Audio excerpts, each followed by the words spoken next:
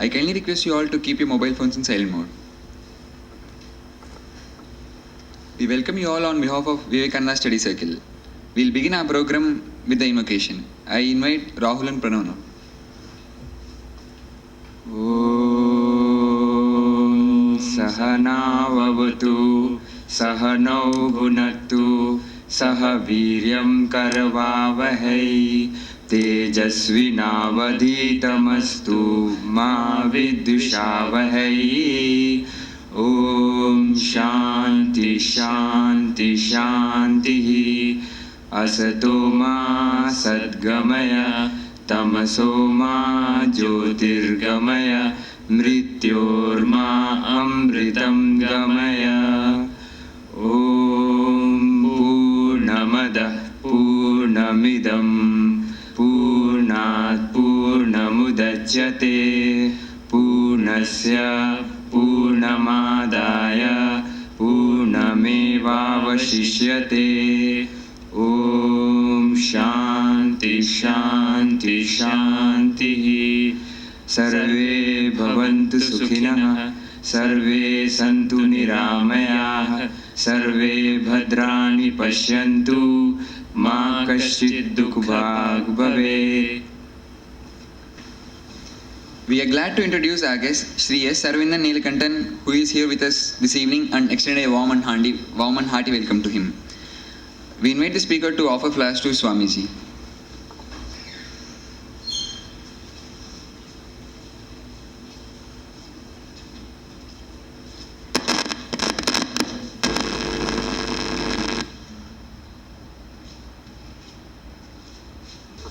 Swami Vivekananda will be remembered forever as the one who initiated a process of combining Eastern spirituality and the Western science. He taught oneness, mentally, physically and spiritually. That is unification, which we are all now trying to accomplish as 21st century challenge. He himself is a truly Vedantic scientist. Even in his paper on Hinduism, he hinted about the final goal of physics as unification and later on about rejecting the ether theory. He inspired many established individuals, which included famous scientists like Nikola Tesla. One of the professors of Harvard University had exclaimed, Swami Vivekananda had known more than all the professors put together. All of this led us on the way to organize this lecture. Now we shall have a silent presentation on Swami Vivekananda.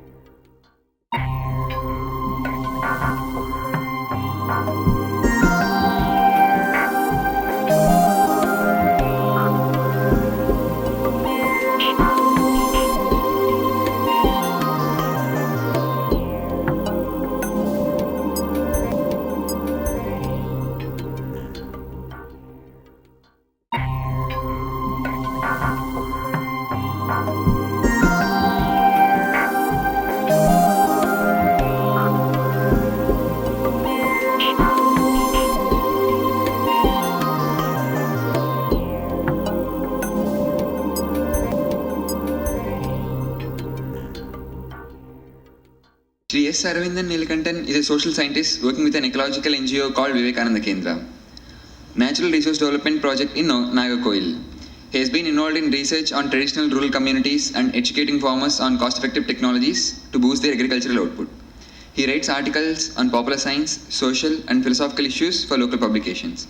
An anthology of his articles has been published in a book in Tamil titled God and 40 Heads. His interests are in evolution, ecology, Indian history and philosophy of science. We are happy to welcome him with great joy and honor and would invite him to speak on today's topic, science and spirituality. Thank you very much. The topic is about science and Swami Vivekananda.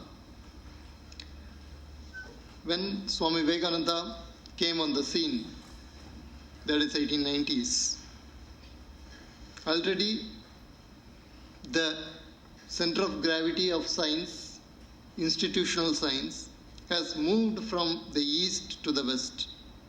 That is why we often call science as Western science. So nevertheless, science does not have any distinctions as Eastern science or Western science. Science is universal. Nevertheless, because of colonialism and because of a lot of historical factors, the center of gravity of science has shifted from east to the west.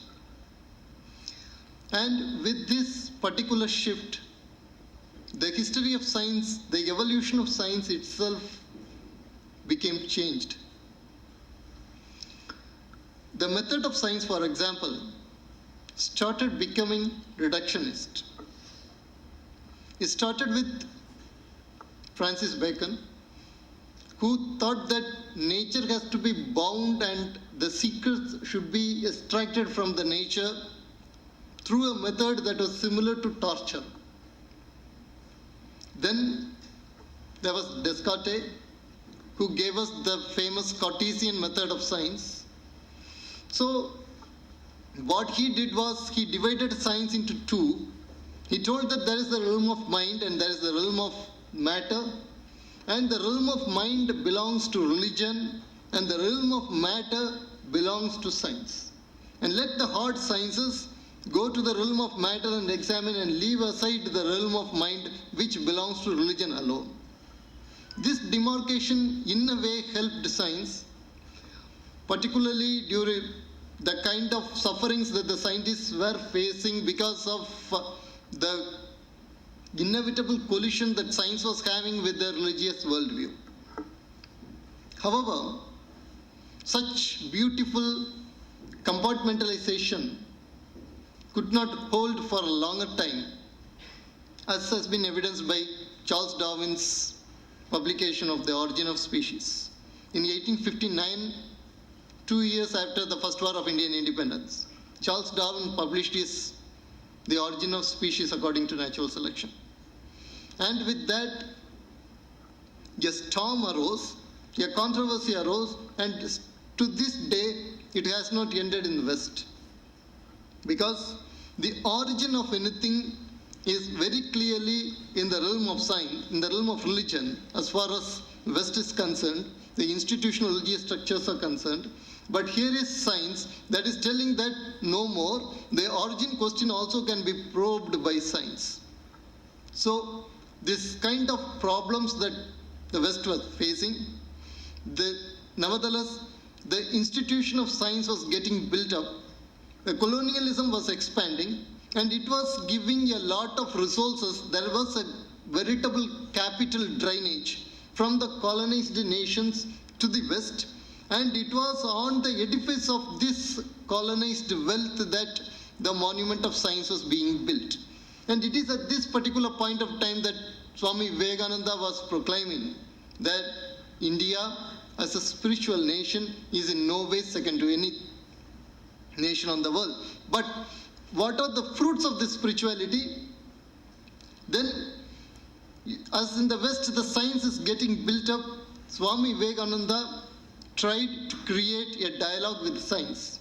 How much he succeeded in that, how much he was able to equalize the shifting of the gravity of science to the West, that we will be seeing in this. So one of the important aspects that Swami Vivekananda did was, he said that the method of science has to be taken by religion, and the religion has to apply itself to the tests, to the purification process of science. He said the societies have to bow before truth. If a society cannot bow before truth, then the society should perish.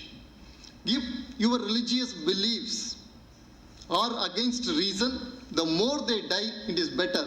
If a particular religious belief cannot stand the light of science, then it has always been a superstition. The quicker it dies, it is better for the society. Now, this kind of opening up religion for the study of science has never been done in the history of humanity. Nobody has done that. For the first time in the history of science as well as religion, it was Swami Vivekananda who said that science can probe religion.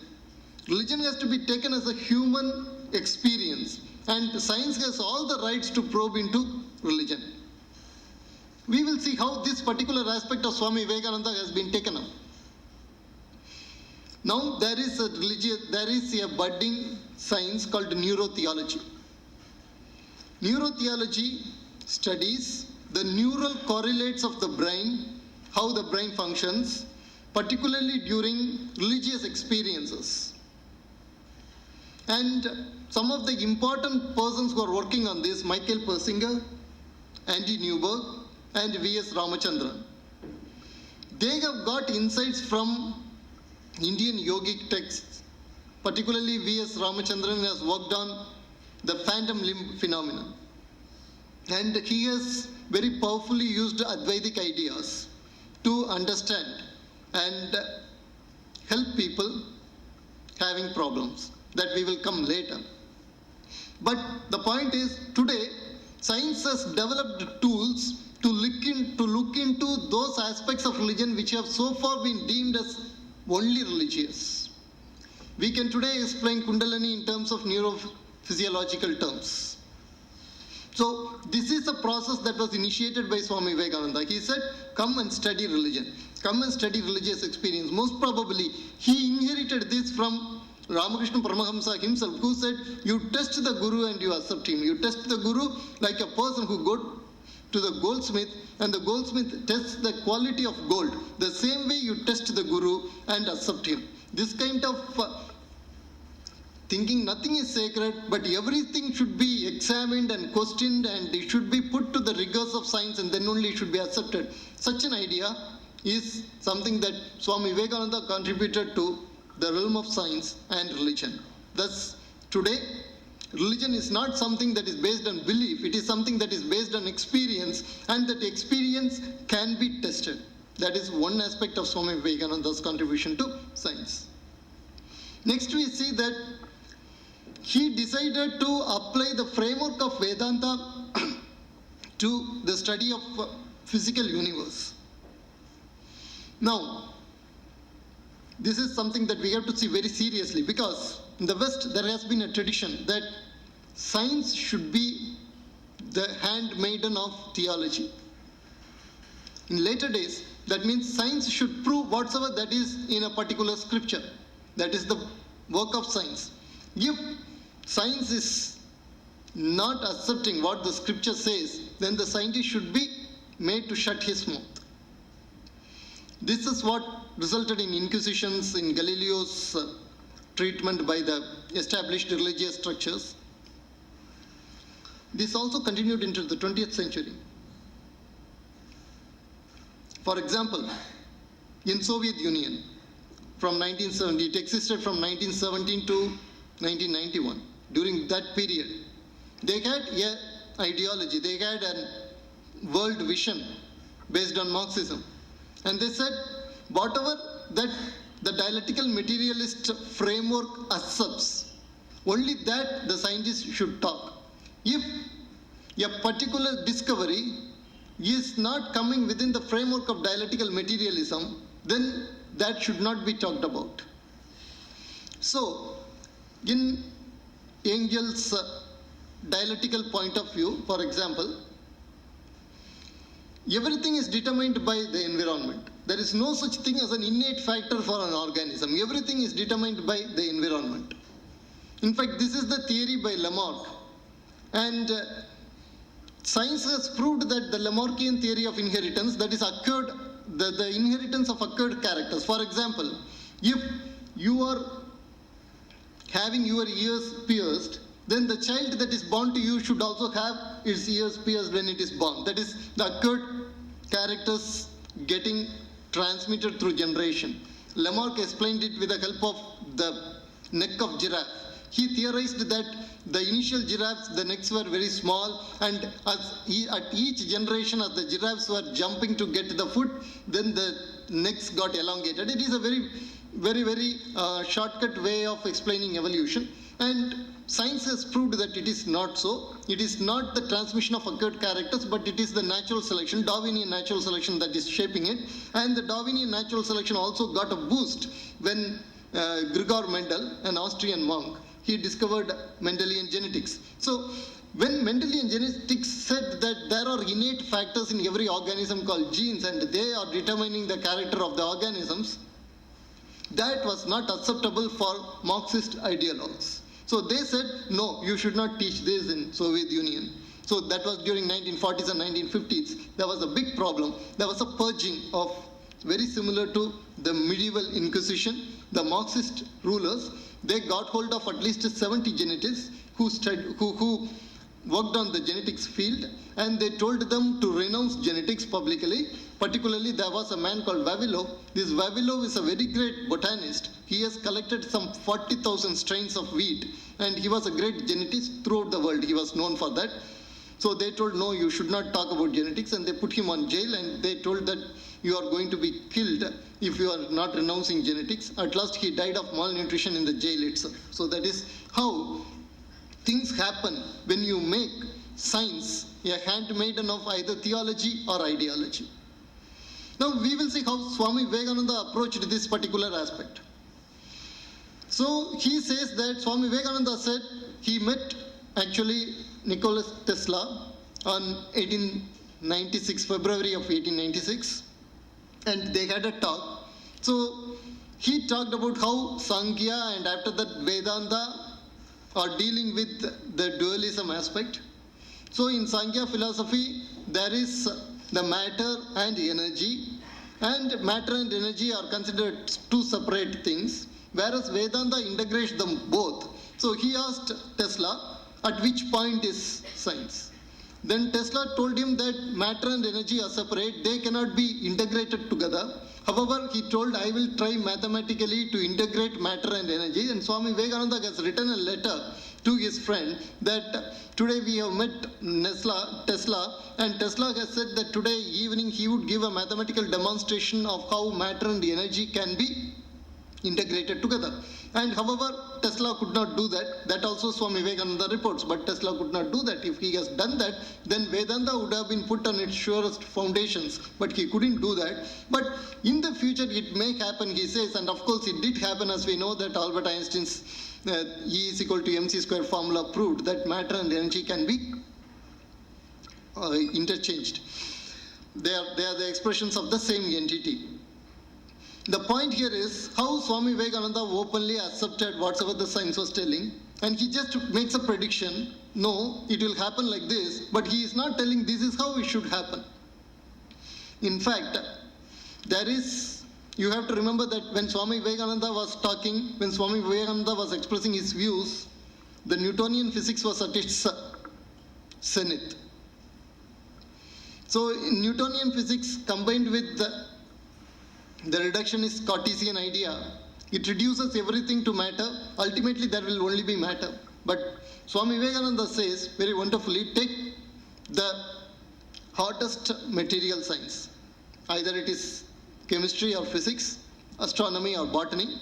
You take it and move forward, go inside, and a time will come when the physical will become metaphysical, the grossest matters will become subtle matter, and it will vanish into metaphysical entities. Now, if you just think about quantum mechanics, that is exactly what has happened, as he has predicted for the development of physics.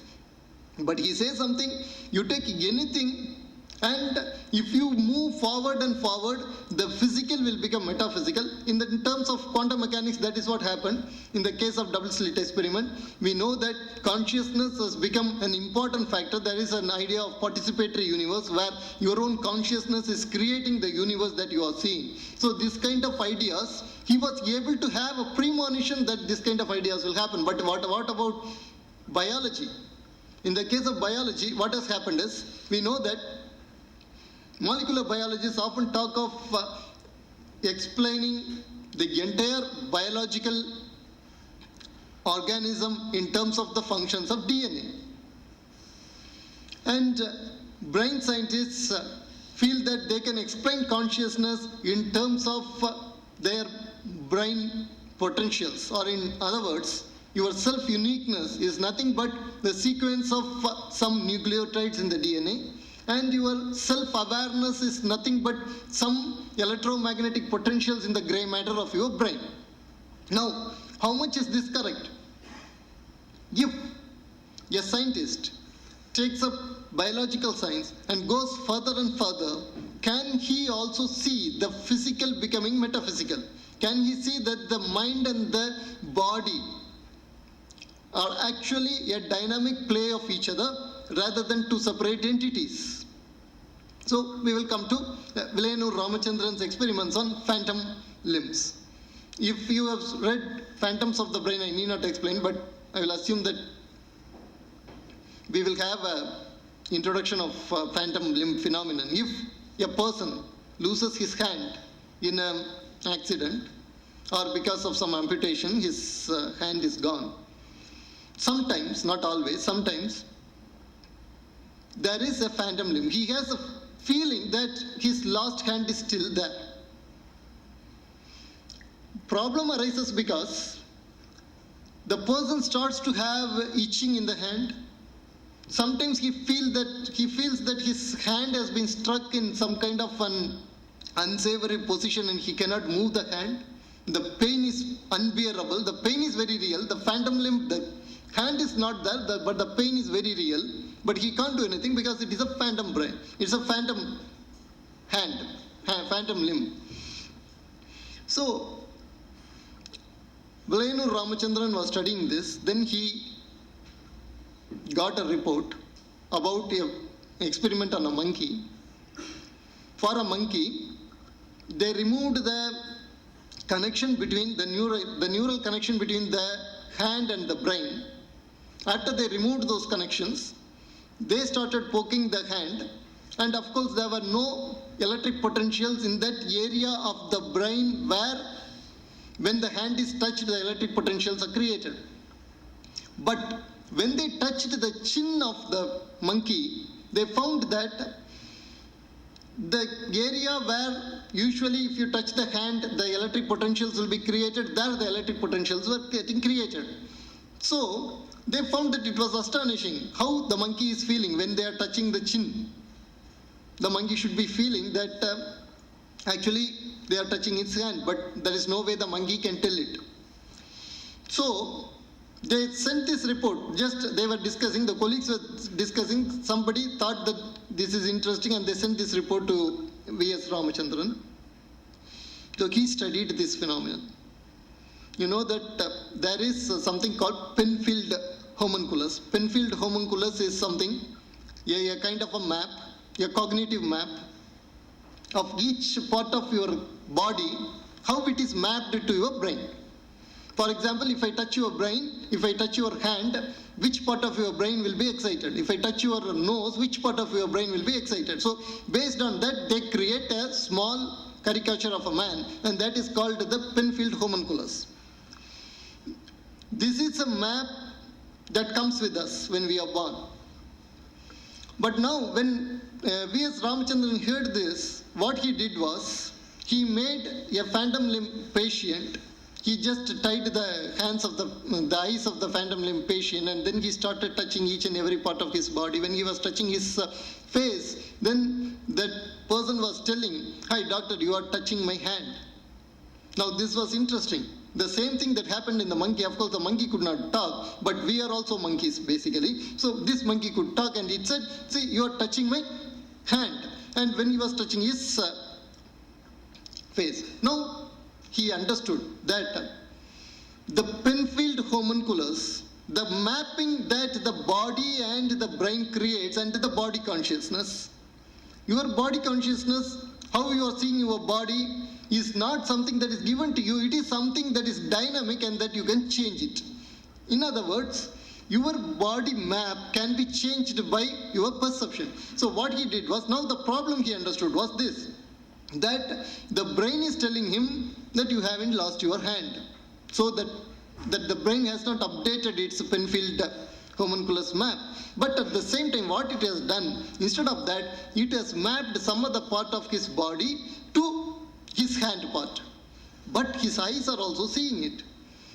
In evolution, eyes are given more priority. So the eye center of the brain is telling, no, you don't have a hand.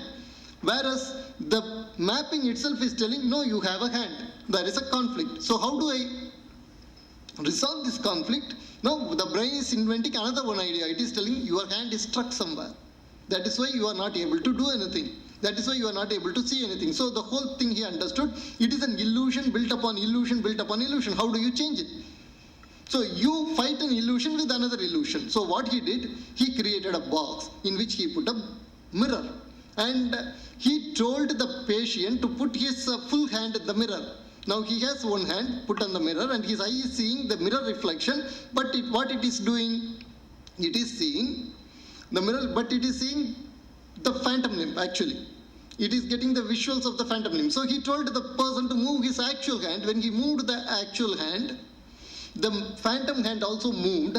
Now the person was satisfied, I have moved my phantom limb. Everything is known. He knows that he has lost his hand. He knows that it is actually a mirror reflection. But the brain, those areas of the brain which were creating the illusion, those areas were satisfied. And this idea of the body image is actually an illusion, a dynamic illusion. That is, it is not a hallucination. Remember, illusion is different from hallucination. In hallucination, there is nothing, but you create something. Whereas in illusion, what happens, there is something, but you have a distorted idea of that. You have a creative distortion. Illusion is essentially a creative distortion. That is what Maya is. When we tell that the universe is Maya, we don't tell the universe is false. Many Westerners, when they came, they understood that when Indians say universe is Maya, they understood universe is false. So these people are fatalists. They thought that everything is false. No, they understood that whatever you are seeing, whatever you are perceiving is a result of a dynamic process in which your mind is taking an active part and creating your own reality. It is not denying the external reality, but it is understanding that the reality is created by your own mind. How much that creation happens is something that science is discovering each and every day, that the consciousness is part and parcel of the physical universe that you are seeing, and it is creating the universe that you are seeing, co-creating the universe that you are seeing. That is something Swami Vivekananda said first itself, that when you move deeper and deeper into any science, you will find that the physical becomes metaphysical. This is true not only of physical sciences, as we see, we will also see the social sciences. In social sciences, it is not very easy. In physical sciences, of course, you can take a thing, you can test in the laboratory, but you can't take the society and you cannot test in the laboratory. So when you are dealing with the social sciences, the rules change, the laws change, everything, there is a dynamic change. Nevertheless, usually, there is something called physics envy with the social scientists. They always try to replicate whatsoever is there in physics. Physics is the role model. We will try as much as possible to replicate whatsoever is in physics. That is how they work. During the colonial time, social sciences meant only one thing. It meant categorizing people, classifying people. The colonized society, the colonialist should come and categorize the subjects. That was the sum and substance of their social sciences. And they will also try to build a history for the colonized people. So this happened in the case of Indians also. Max Muller translated the Vedas, and he decided that the Aryans were an alien race who came from outside, and the Dasas or the Dasyus who are told in the Vedas are the actual native inhabitants of India. So this he theorized. But where is the evidence that Dasas and the Aryans were two separate races? He searched the Vedas for any physical differences. He could not find. He asserts that there is very scanty evidence for physically distinguishing the Dasas and Dasyus and the Aryans. However, he arrived at one point. He said that Anasa is the term that is used for Dasyus in one place in Veda. Anasa is the term used for Dasyus. So he said that is noseless. Of course, the Africans are having snub nose. So this should be actually telling about symbolizing the Dasyus or the native Indian people here. And the Aryans came from outside. Of course, they had blonde hair, they had blue skins, and they have fair skin, blue eyes and fair skin and other things. So he theorized this. After that, it became axiomatic. Whoever was studying Indian society, they decided in whatever thing they saw, they told this is Aryan, this is non-Aryan. So any custom they will take, they will tell this is Aryan custom and this is non-Aryan custom. The first person to openly tell that this is not based on empirical evidence but based on your false presumptions was Swami Vivekananda. Now Swami Vivekananda was not an archaeologist, he was not a linguist, he was not a historian. But he empirically took the Vedic literature and he said, two things he said about Aryan invasion theory. One is, you give me one verse, he said, not two. This is exactly his words. Give me one verse, not two, that says that the Aryans have come from outside in the Vedic literature. There is not a single verse like that. And where Aryans are said to have massacred the people here, there is not a single verse anywhere in the Vedic literature that tells that the native inhabitants of India have been killed by Aryans. So you are telling falsely this. Second, he said to Indians. And this is important because this particular thing was shaped by his own experience. So Swami Vivekananda traveled to Travancore. The Divan of the Travancore Raja was Sundar Ramaiah. And when Swamiji was talking to Sundar Ramaiah, he said, you know, we are Aryans, we are pure Aryans, we have come from north to civilize the barbaric Dravidians here. So Swami Vivekananda said, it is not possible, nobody can claim that his race is pure. Because Swami Vivekananda doesn't care about whether the Aryans came or Dravidians came. The racial theory was at that time axiomatic. And he said, no, there is no way you can say that you are pure or you are civilizing people here. It is wrong. The very next day, he had a talk with the Manonmaniyam Sundaram Pillai. And this professor told Swami Vivekananda, see, we are Dravidians, we are pure, we don't have anything to do with the Aryans. So he has seen the two sides of the story. One guy is telling we are pure Aryan race, we are superior, and another guy is saying we are pure Dravidian race and the Aryans are barbaric, we are superior. And this he understood is essentially to divide the people. So Swami Vivekananda says that some mentally unstable professors in South India are thinking that they are Aryans or Dravidians, whereas there is no proof to say that the particular race belongs to Aryans or Dravidians.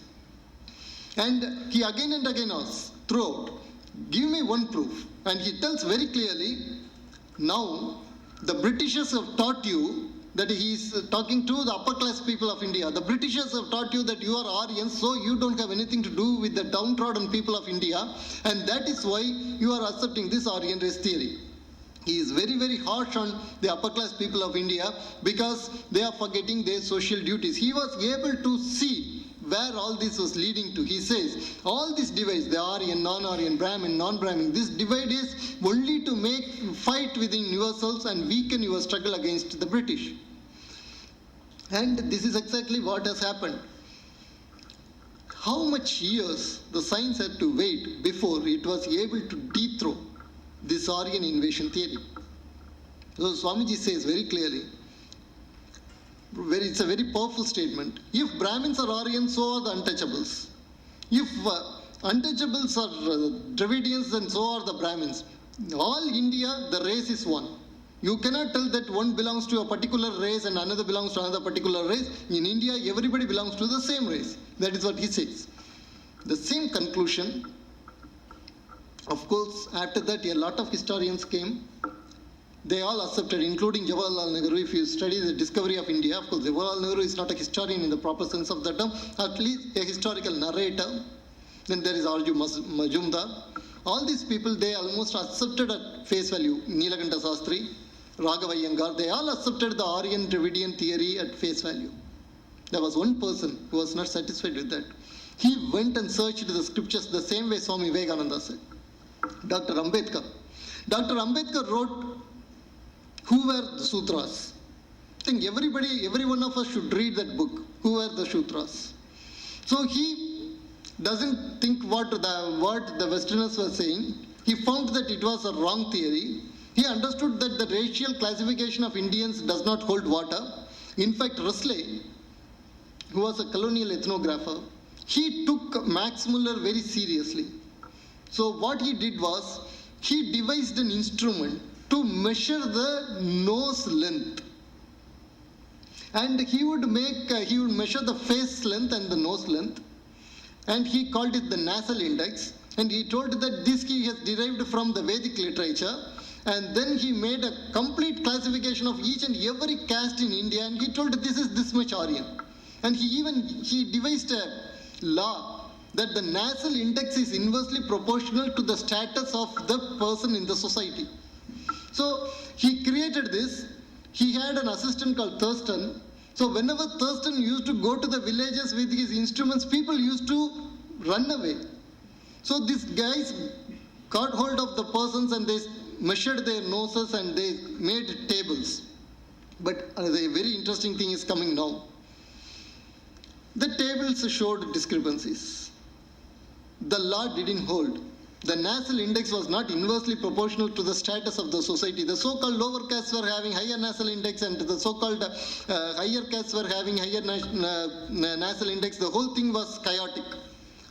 Many persons, many colleagues of this guy told him, Risley, please you see these tables, what you say is not correct. And those persons, including Britishers, were either demoted or they were sent to Andamans as colonial officials. Even for colonial officials, Andaman was a punishment transfer. They were sent to Andamans. Then Indian sociologists, when they studied the actual tables, they understood that this particular thesis does not hold right. It was wrong. And after that came in 2001, a person called Bamshed and a group of genetics from the Utah University. They collected DNA samples from different caste groups. Then they declared that the higher caste people's DNA samples were similar to the Eurasians, to the European people, the Central European people and West European people, whereas the lower caste people's DNA samples were similar to the Asian populations. So for this, they used a particular DNA marker called R1A1.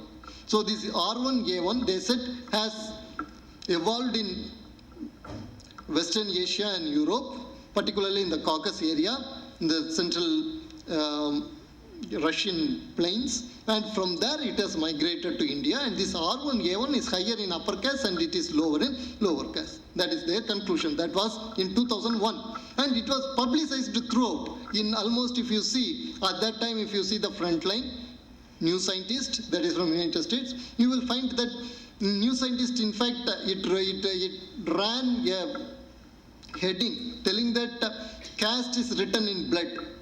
And this kind of publicity was given to this study. After that, a wider sample was taken for the same R1A1.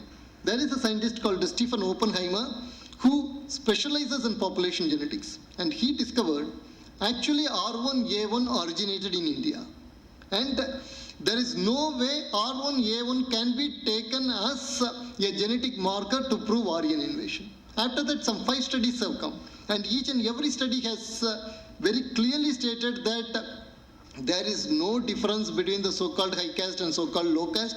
Everybody is sharing the same genetic material. In fact, another one specific study has shown that in a particular area, the Brahmins were having deeper tribal roots. They have more genetic affinity to the tribals deep inside the forest than to the people with whom they were living. So the point I want to stress here is, Swami Vivekananda was the first one to tell that don't believe the Westerners, do your own research, go and study your own scriptures, find out what they are telling, and I am sure what they are telling is wrong.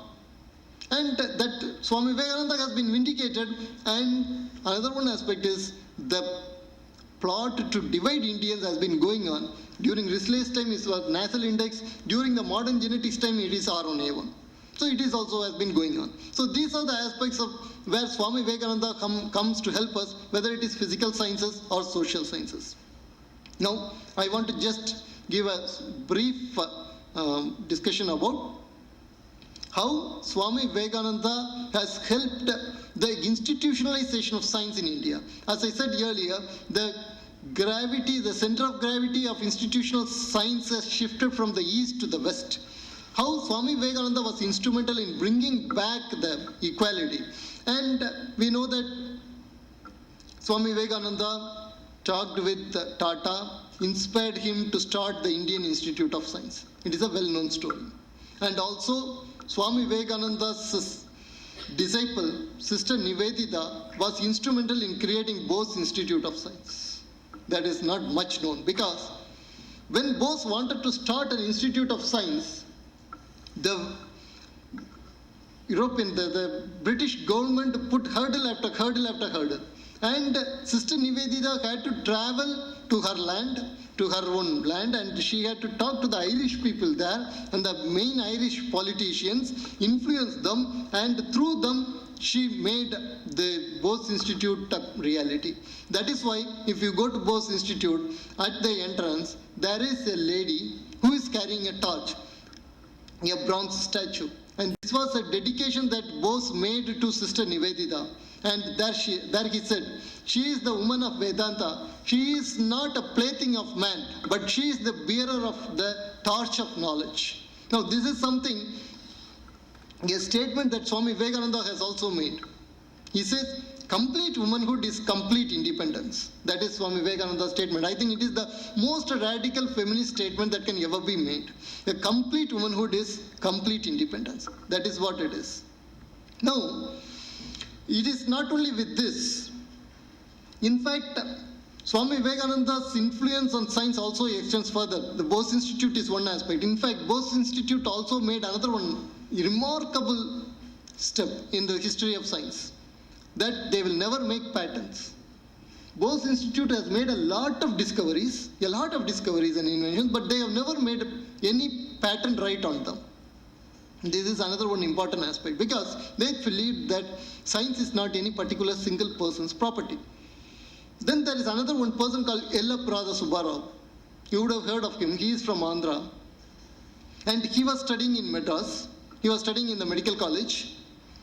He used to come to Ramakrishna Mission and he wanted to become a sannyasi. And the Ramakrishna Mission leader here told Yellaprada Subbarao that he should take up servicing the humanity rather than becoming a monk through science. So Yellaprada Subbarao took up medicine, and he used to wear surgical gowns in khadi, because at that time the civil disobedience was happening, and he used to wear these khadi gowns. And then the anatomy in charge, he asked him very humorously and in a way sarcastically actually, why you are wearing this khadar dress? Do you think that your Mahatma Gandhi will become Viceroy of India, the next Viceroy of India? Then Yellaprada Subbarao answered him, no, I don't think Gandhi would stoop down to that level. And now this professor was very angry. He didn't show anything. But when the results came, Yellaprada Subbarao has failed in anatomy. So what happened was he was not given MBBS, he was given another one, a lesser degree. With that he went to United States for some research. At that time the Indian degrees were not recognized in United States, so he had to do a part-time job and he had to study from the beginning. He used to clear the urinary sheds and everything in the hospital. And he studied. In 1990, the famous Science magazine, they took a survey, which is the most extensively used scientific test. The answer is Friske-Subbarao phosphorus test. So Subbarao, as a student, he invented a method to test the content of phosphorus in the muscles. And this test has never been improved further until 1990, that it has been used in the literature, in the scientific literature they took, it has been used 11,000 times. The next test that is very extensively used was 8,000 times. So Subbarao devised it, but Friske was his teacher, so he has to put it. So later, a Nobel laureate said, Friske obtained immortality in medical literature because of his association with Subbarao. Subbarao was also the first person to discover that it was ATP, adenosine triphosphate, which is the carrier of biological energy. Till then, for example, 1922 Nobel Prize was given to Meyerkoff for discovering that, for stating that it is glycogen that is the carrier of biological coin of energy that carries energy inside our body. But when Subbarao said it was diametrically opposite something called ATP, adenosine triphosphate, a phosphorus-related compound which was the basis of biological energy, the scientific world itself was hesitating. How come a Nobel laureate's statement is there, and here is a person who is coming from a third world? I am talking about 1930s, these things. So here is a person who is coming from a third world and he is saying that ATP is, or phosphorus-related compound is the basis. So they were hesitating to publish this. However, the results were very clear. The experiment was very clear. They published it. But before that, a German has published independently. He has arrived at, and he has published. So in 1929, they told that ATP was discovered by Carl Logman. But now if you take, for example, if you go to the Nature website, if you even Google ATP and Yellaprada Subbarao, you will find the first or second paper that will come will be Nature. And they will tell that ATP was discovered independently by Yellaprada Subbarao and Friske and Logman. So the point is, this person not only discovered ATP, he discovered 53 chemicals that are pain relieving. For example, he discovered eriomycin. In chemotherapy in cancer, for example, they use methylrexate. Methylrexate was discovered by Yellaprada Subbarao. He was 53 years old when he died. Before that, he has discovered more than 50 life-saving chemicals. And he was not given Nobel Prize. So, if you see, for example, even an individual scientist like Yellaprada Subbarao has been influenced by Swami Vivekananda. Otherwise, he would have become a monk. See, when a person wants to become a monk, for any order, for any person, for any religious order, the usual reaction is very happily they would welcome. A person is coming into their clutches. But if you see Ramakrishna Mission, the monk said, no, you take up, we have a lot of sannyasins, you take up science and you serve humanity. And Yellaprada Subbarao took that, he took up science, he served humanity. Till the end of his life, he served humanity. There is a very interesting incident that is related to Yellaprada Subbarao. They were searching for a cure for leukemia. They were taking a lot of livers and they were doing research. They used to go to the butcher. They used to purchase a lot of liver. They will put inside the trunk of the car and they would use to drive. So when they were driving, from the liver, the blood used to ooze out. And in the Boston area, they were going and the blood was oozing out, and the traffic constable saw that and he gave a chase. He at last stopped and they told, what is inside, I want to see. He was expecting a corpse, of course. When they opened, there was liver. The cop was not satisfied, so he asked Yellaprada Subbarao, are you sure you haven't hidden anything inside it? Then Yellaprada Subbarao said, exactly, that is the problem. There is something hidden inside it. That is what I am also searching for. So, yeah, such a person. And another one important aspect is, till his death, he could not become naturalized citizen of United States. He was trying.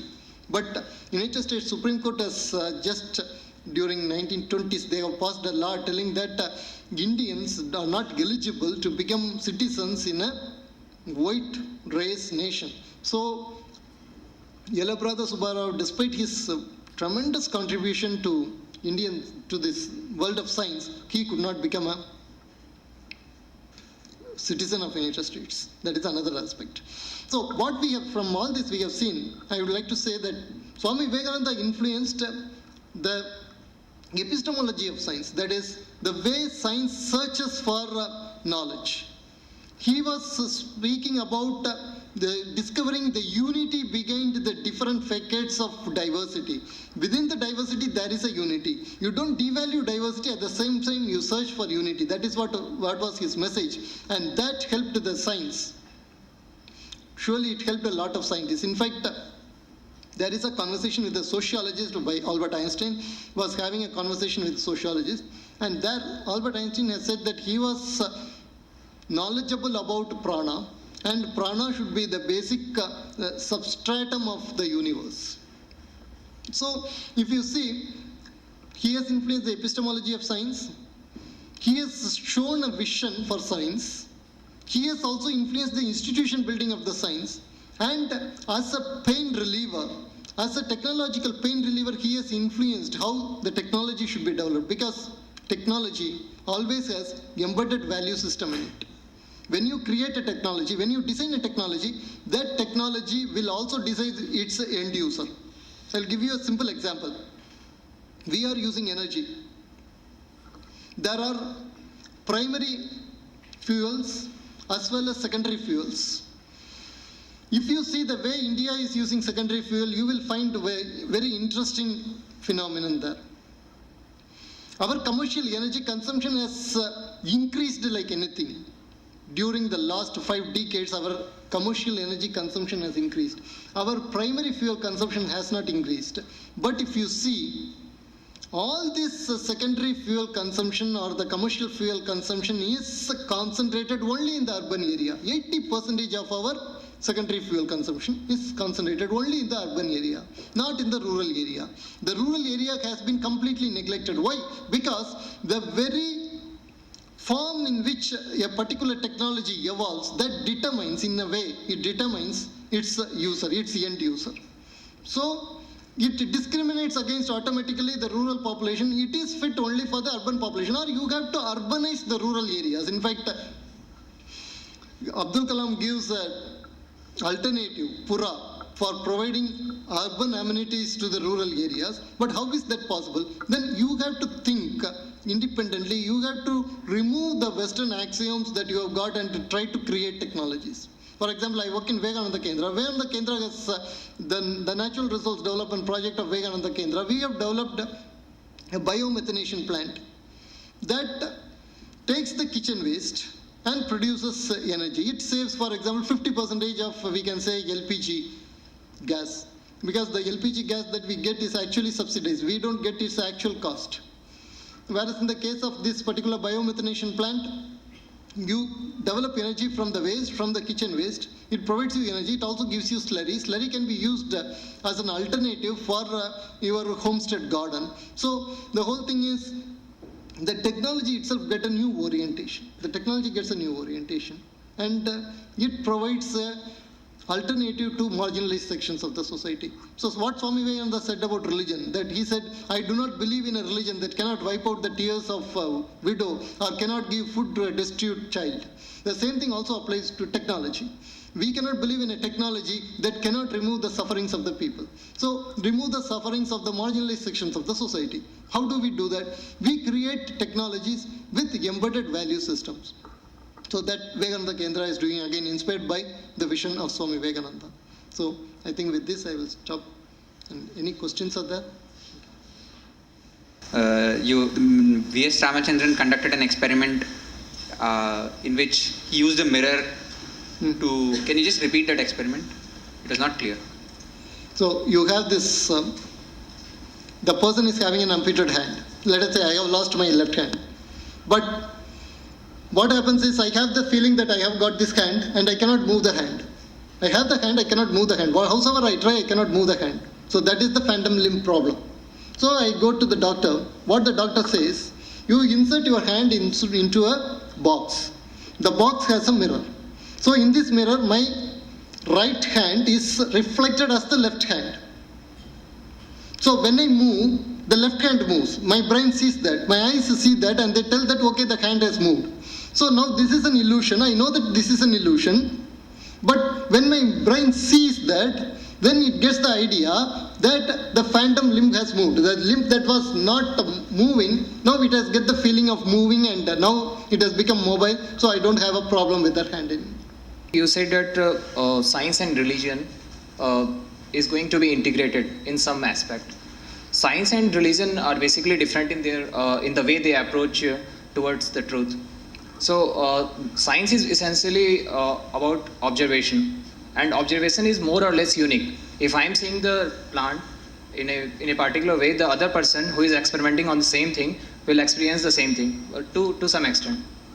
But religious experiences are very personal, and you cannot generally devise a method to say that the way I have experienced truth is going to be more or less the same way the other person is going to experience the truth.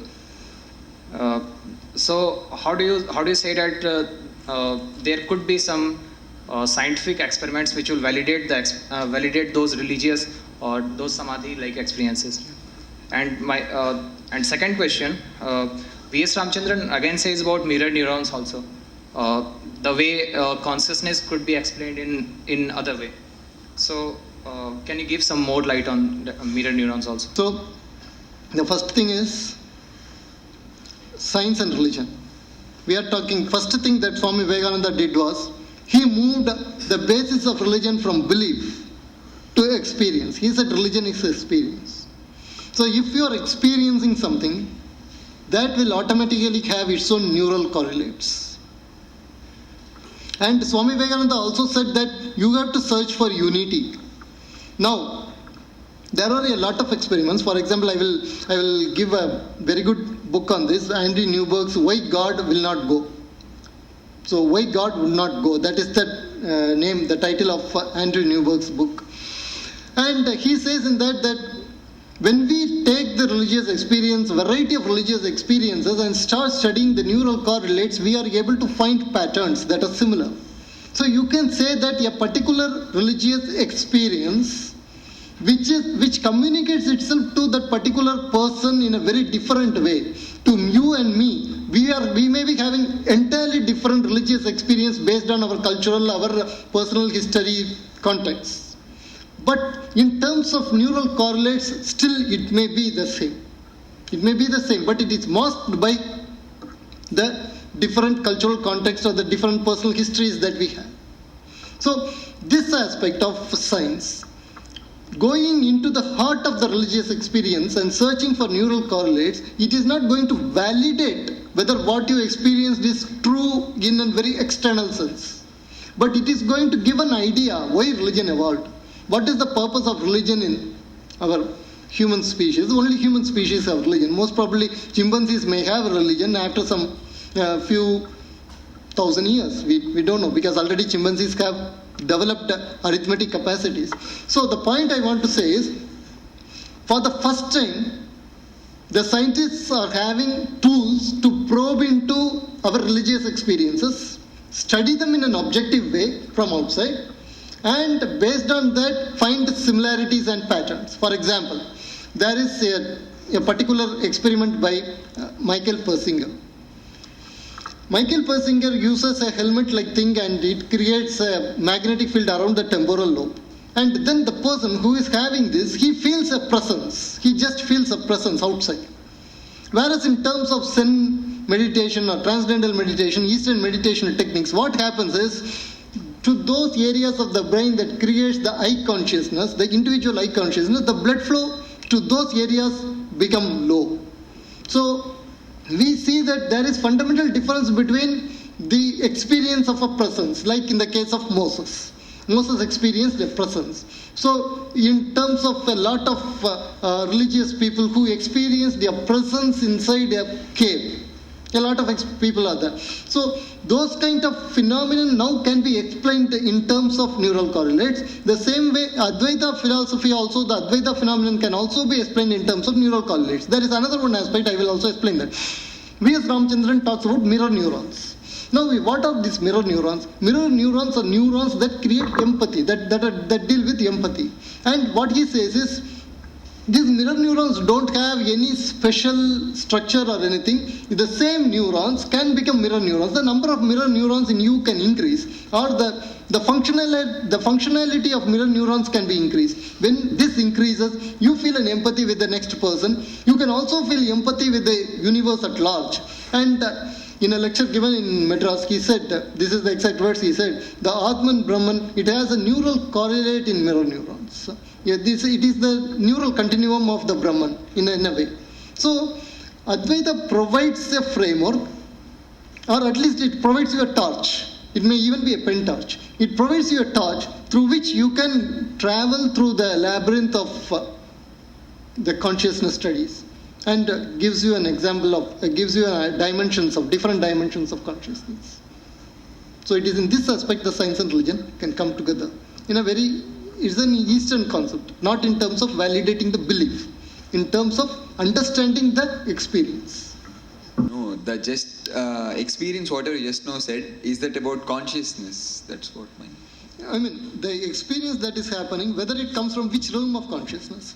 See, in India, we have the traditional framework has different layers of different dimensions of consciousness. For example, the awakened state, the conscious self.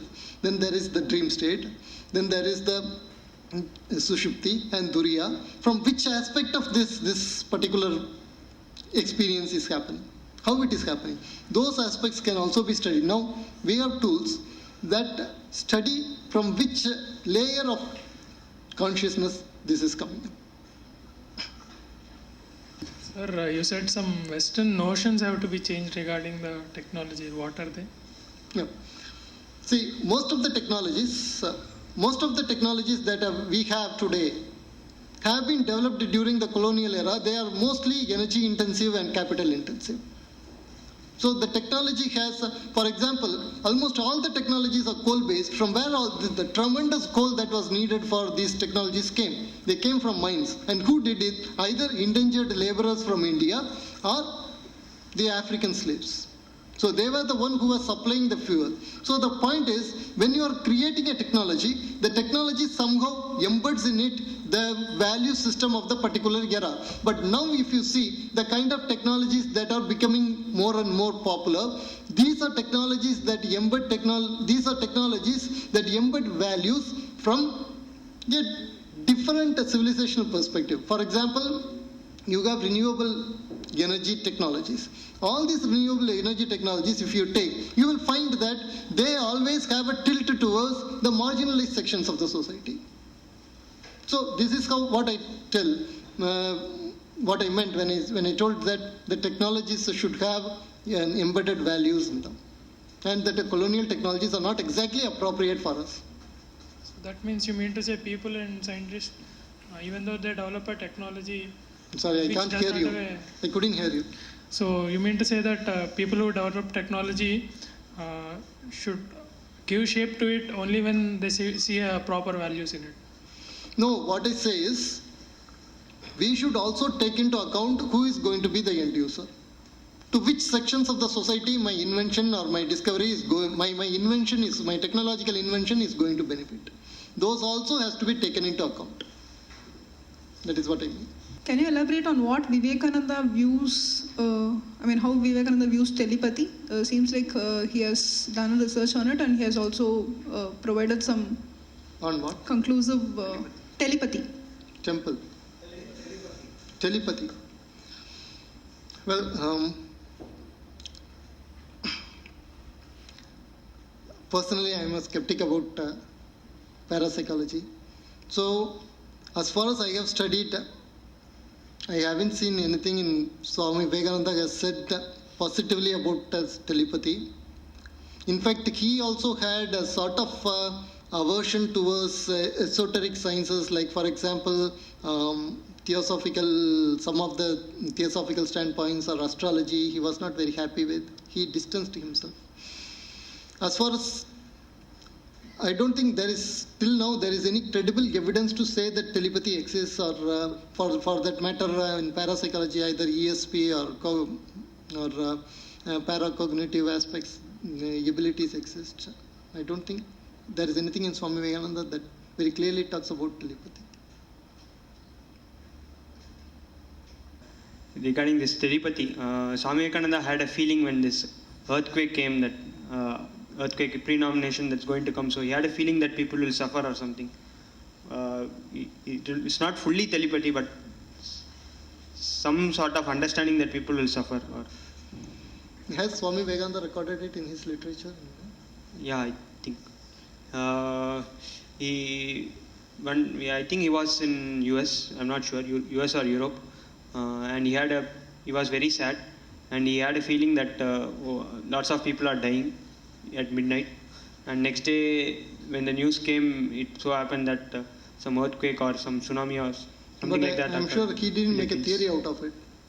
He didn't make a theory out of it, or he didn't claim that he had that power or anything. Yeah. But this could have happened either because of coincidence also, or it could have been because of some heightened senses that he had.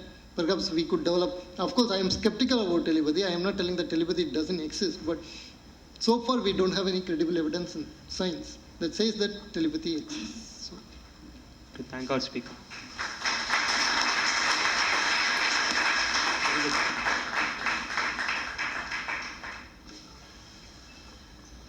Now coming to Vivekananda Kendra, it has been devoted to the cause of social service.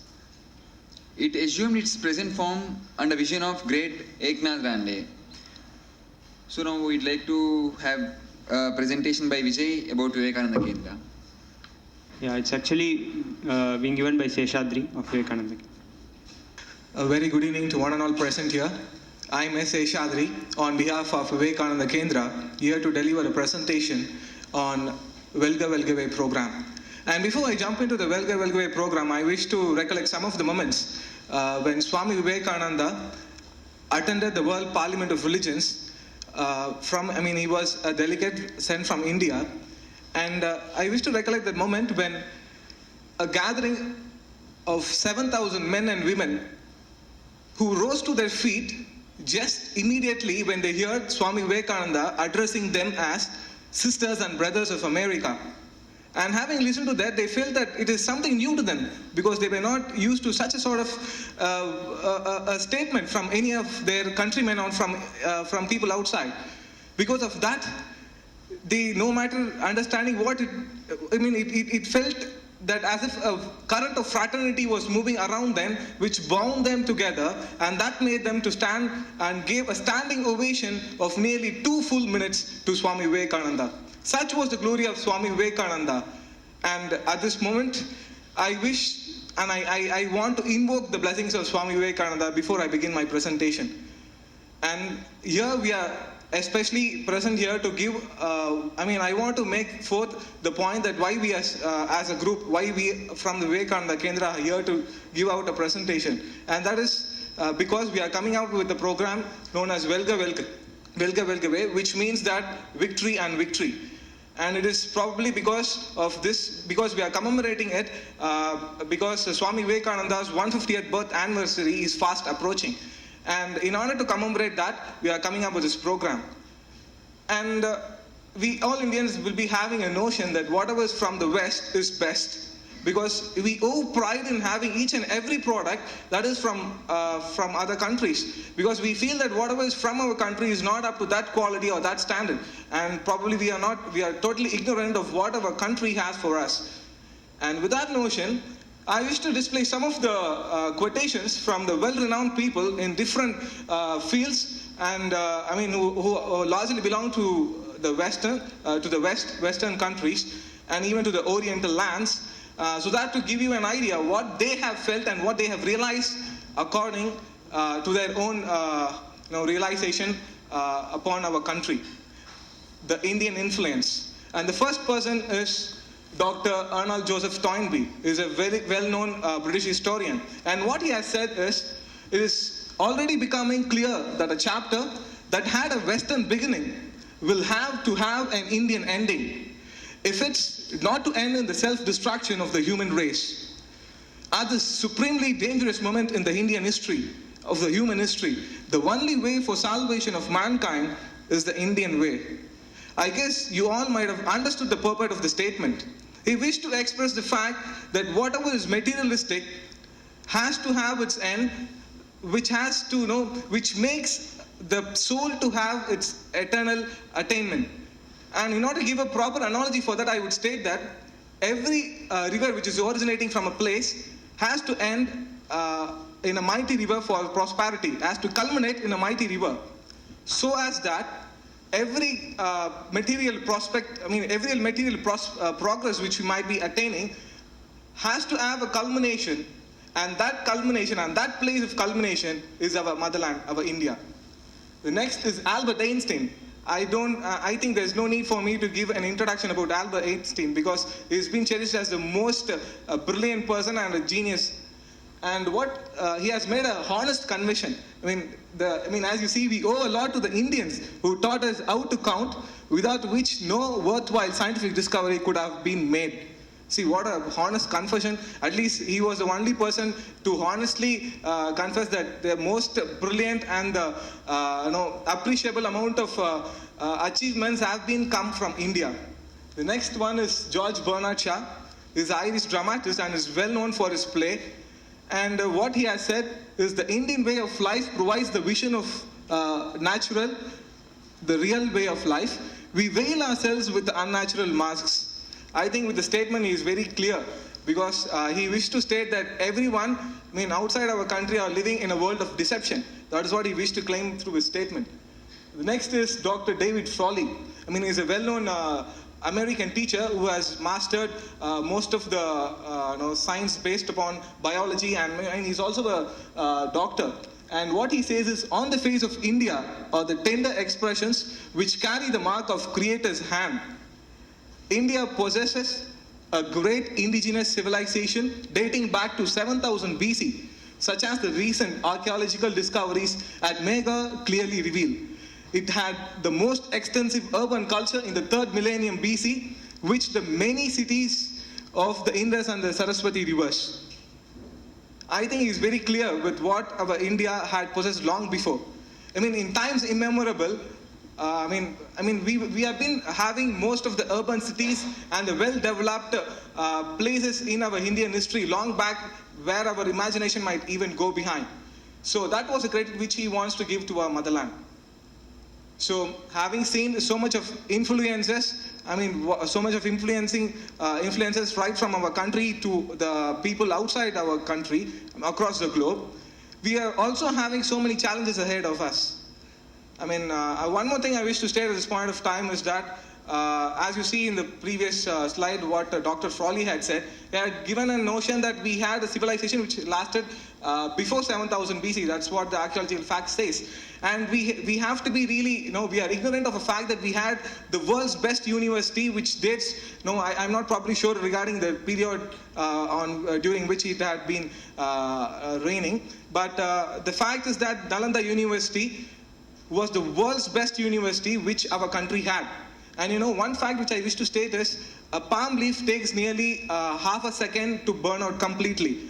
And it took nearly 7 days, nearly a week, for the entire collection of palm leaves which was in the library of Nalanda University. Just imagine how huge collection of literature and of information our country, the Nalanda University must have been possessing. But still we are running behind Harvards and MITs, that apart. But still why I'm stressing on this point is that we had been the best in each and every field and every walk of life.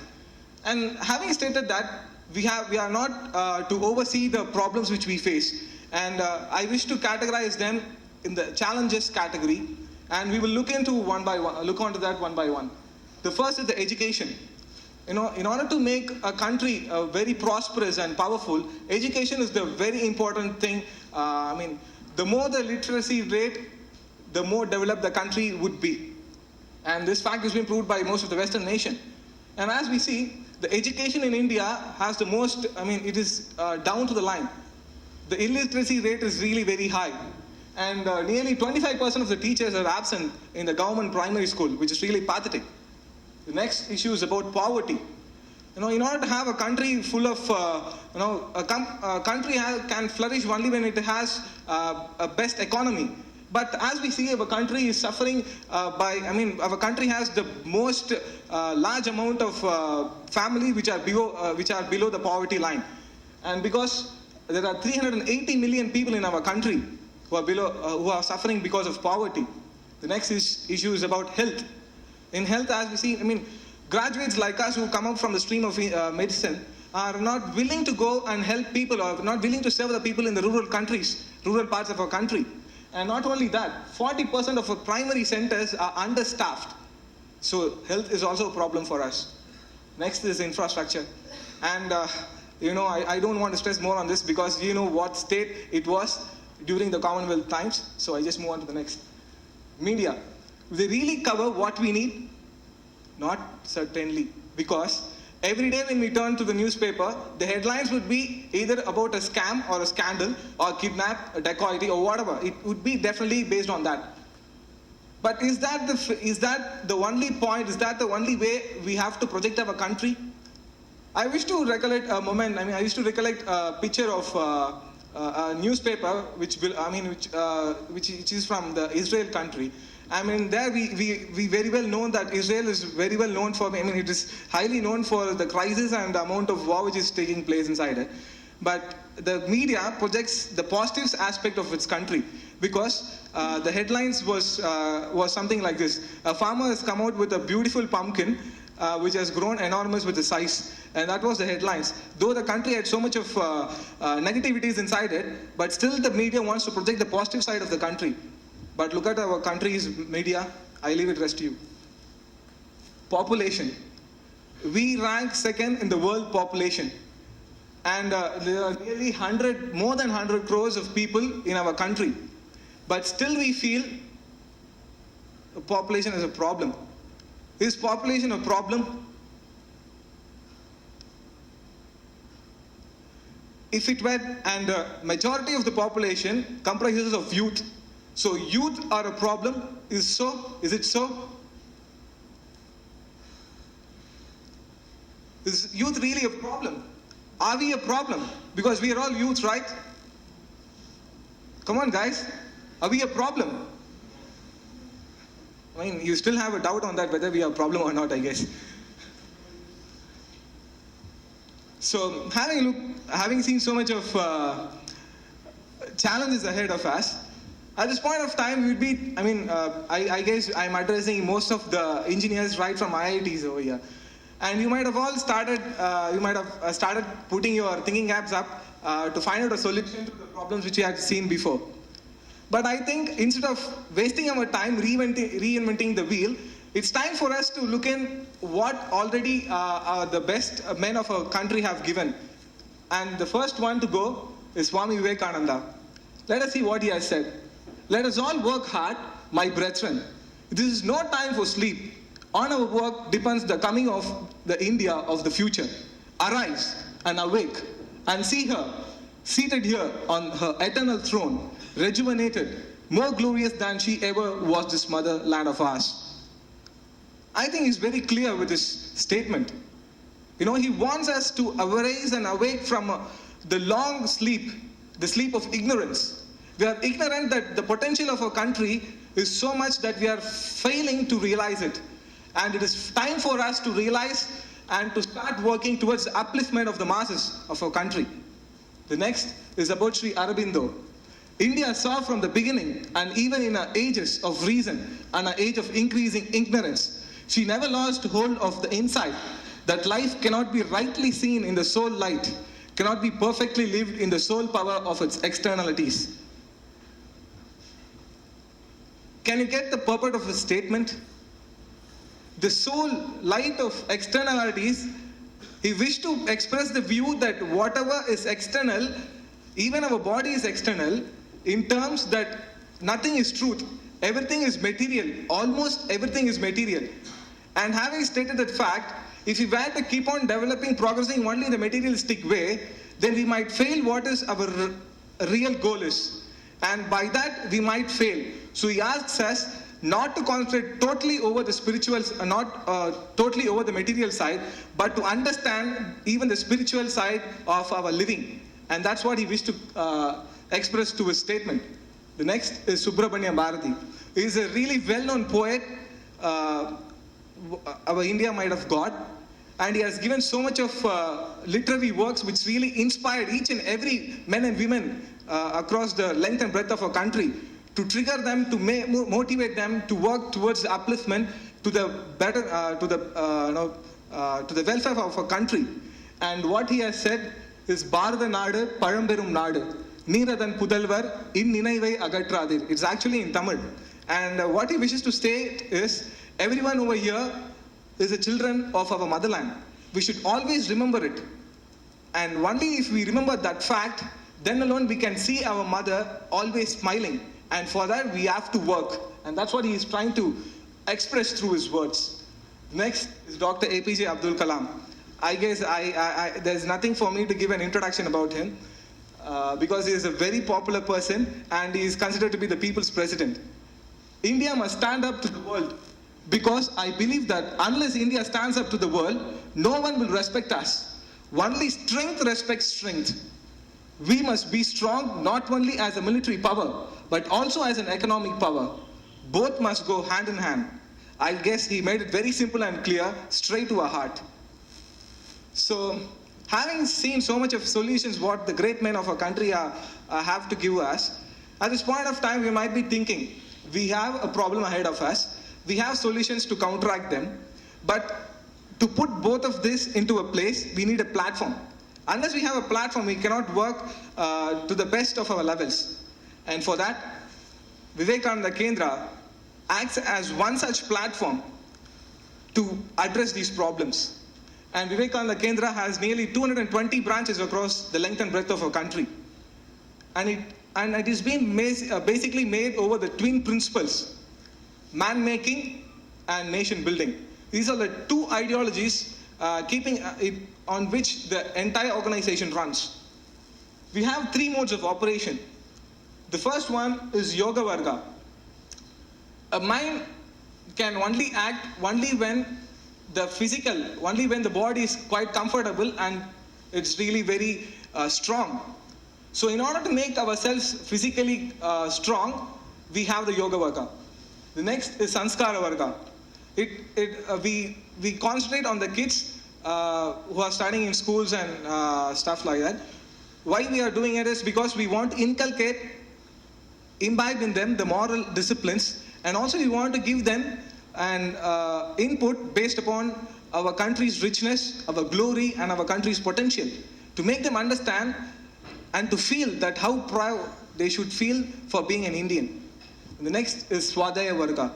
Here, people like you and me, we will have a discussion discussing the most relevant current affairs. And not only that, we will come up with probably the best solution and we will start working on that. And for that, Swadhyaya Varga serves as a platform. And there are various projects handled by Vivekananda Kendra to uplift the masses. And one such project is the Arun Jyoti project. It is mainly concentrating in parts of Arunachal Pradesh.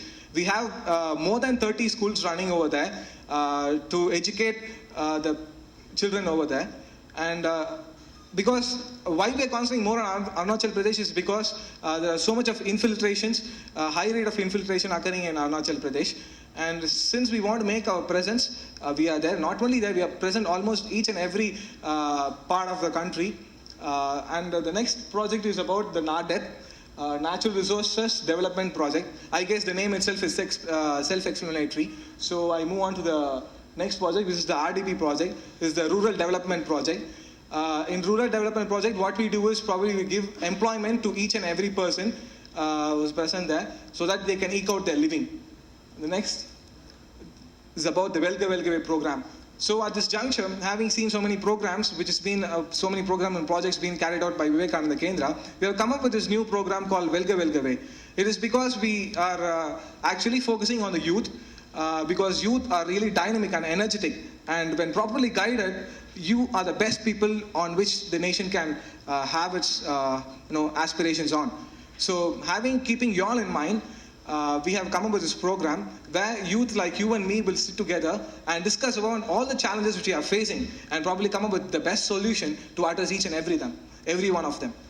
And with that, you might be, having stated all these facts and all the solutions we have at hand, you might still have a doubt. You might be, because of your inertia, which pulls you back, questioning with a doubt that what big difference I alone can create. Because the gathering, the August gathering over here comprises very few men and women. And you might be thinking, if I were to enroll myself to such a program, what difference I can create to the world? If you have such sort of a doubt, I will play you a video. Probably you might have seen this before, but at this point, if you were to see it again, it would be more appropriate.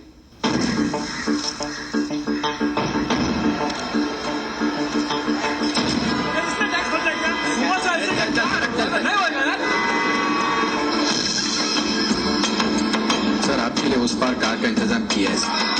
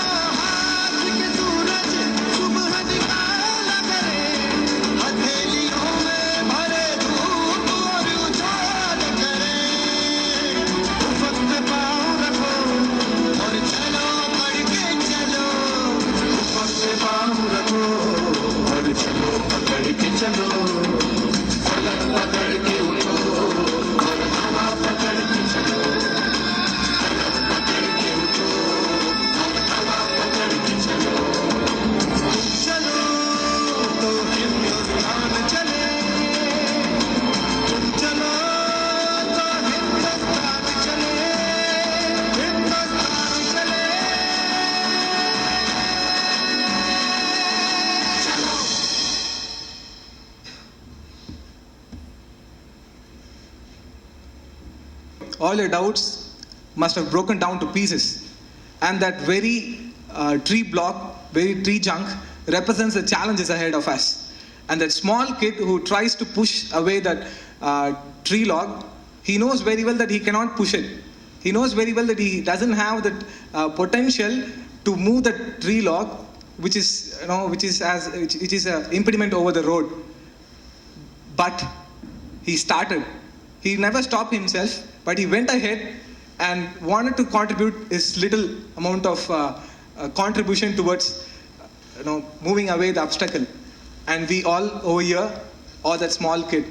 And I guess with that, everyone over here would be really interested to involve yourself to a program which is going to make the country rejuvenate itself.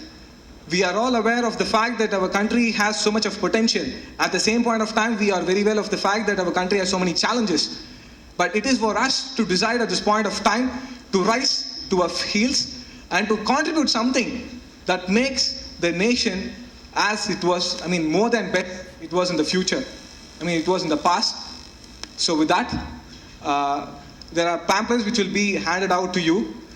It is just to make sure that you are all really willing to enroll yourself for this work of nation building. And with that, we also have a book which is an addition to that.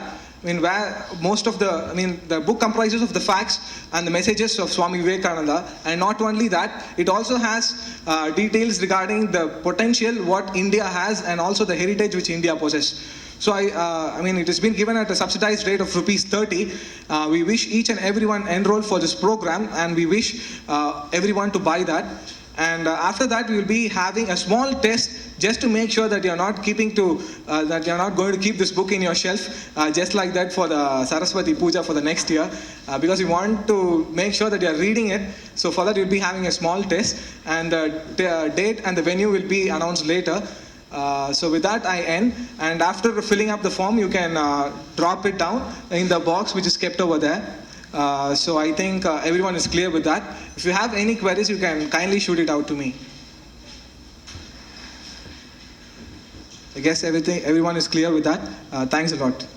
I would like to clarify a few things before you enroll. This examination is for college students. Okay, who are doing their college degree can take part in this examination.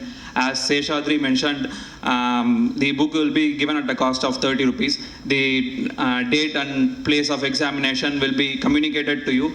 Maybe I will take the help of Sandeep for this. Thanks, Sandeep. So it might sound disappointing for those who are not in their college days right now. But this camp needs more hands. It's not about only students. To conduct this camp, we need many more hands. We have many more tasks for all kinds of all age orders. So you can take part in the organizational activities of this Velge Velge program if you are still youth by your mind. So I request you to enroll for the organizational activities also. Thanks. Now I'd like to call upon our volunteer Sajin to present a memento to our guest as a token of our gratitude.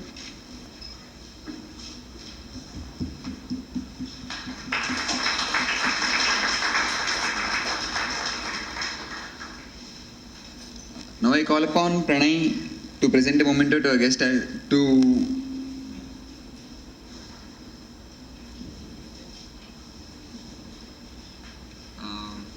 sorry.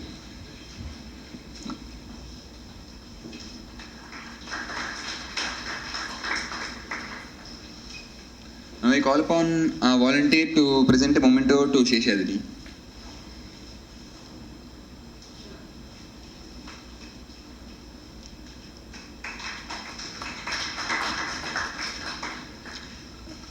With this, we have come to an end of the session. I would request our coordinator to give the vote of thanks. We are extremely thankful for Aravindan ji to come and give us this lecture on Science and Swami Vivekananda. It was a very good lecture. I hope all of you would have enjoyed. And we are thankful for Vivekananda Kendra also for coming and talking about this Velge Velge program. I think if more and more students participate in nation building activities, it will be really good for the country, especially given that lots of challenges are still ahead. And make the dream of Swami Vivekananda, who says that India will become better than what it was in the past. So, after 200 years or so, but the foundation should be laid down. So, I hope as much as possible, we youth should contribute. We are also thankful to Dean students and the placement office and MRC, Central Library, for giving us the MRC. And we are thankful for CC for the video coverage. Also we have distributed feedback forms and the Velge Velge pamphlets. Kindly fill them up. And if you are interested in enrolling to this Velge Velge program, after filling it up, kindly drop it into this box. Feedback forms you can give to one of our volunteers who would be standing outside. With this, we have come to the end of this great evening. Wish you all a happy Diwali and a safe Diwali.